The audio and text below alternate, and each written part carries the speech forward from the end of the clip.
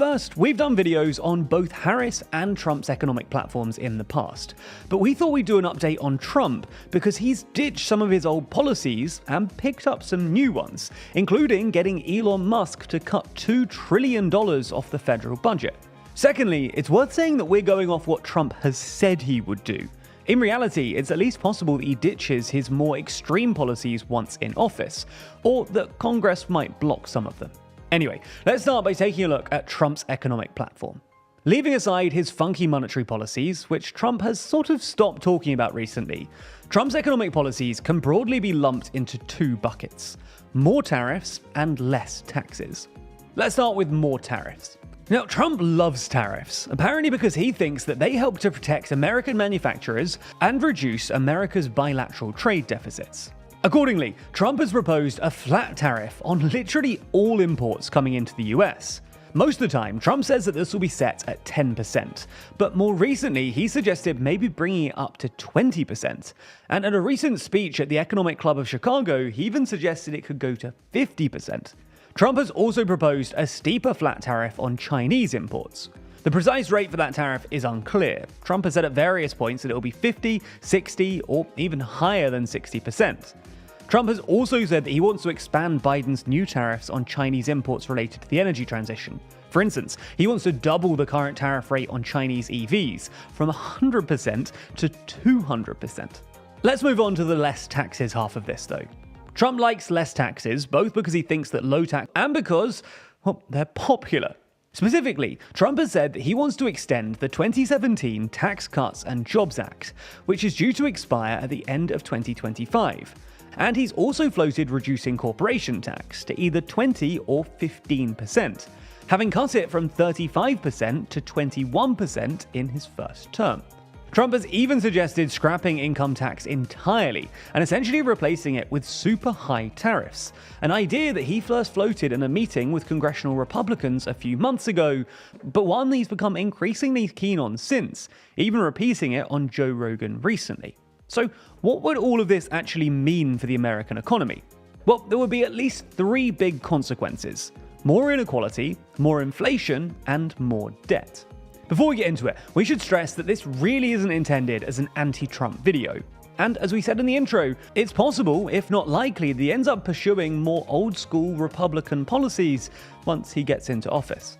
Nonetheless, there's a strong consensus that at least in the short term, Trump's stated policies would increase inequality, inflation, and the national debt. So let's start with inequality. Trump's tax cuts would increase inequality for two reasons. First, his income tax cuts directly benefit the highest earners, with those earning over $800,000 a year benefiting most. And second, his corporate tax cuts would also benefit the wealthiest. While Trump claimed in 2016 that his corporate tax cuts would trickle down to workers in the form of higher wages and trickle down to consumers in the form of lower prices, neither of these things actually happened. Academic work in the aftermath of those cuts found that most of the benefits actually went to corporate executives instead. Anyway, let's move on to the second impact: more inflation. Trump's economic policies would increase inflation for two reasons. Firstly, tax cuts mean more disposable income, so more spending, which puts upward pressure on prices. And second, tariffs make goods more expensive, because you either have to pay the tariff when you import goods, or you have to buy an equivalent good that's made in America, which will probably be more expensive. The nonpartisan Peterson Institute for International Economics, for instance, estimates that Trump's policies would push inflation up by somewhere between 4 and 7 percentage points above what it would be otherwise, depending on the severity of the tariffs and other countries' responses. Now, we should say that while tariffs would almost definitely increase inflation in the short term, the long-term effects are harder to forecast. Pro-free trade economists would say that tariff-driven protectionism will result in permanently higher prices, because America will never be able to manufacture everything as efficiently as the rest of the world can. Conversely, more protectionist-minded economists would argue that while prices would go up a bit in the short term while the economy adapts, we'll be able to manufacture everything at least nearly as efficiently as the rest of the world, bringing down those prices. On top of that, this reshoring of manufacturing will apparently create loads of great, well-paid jobs, which means that many Americans would ultimately be better off.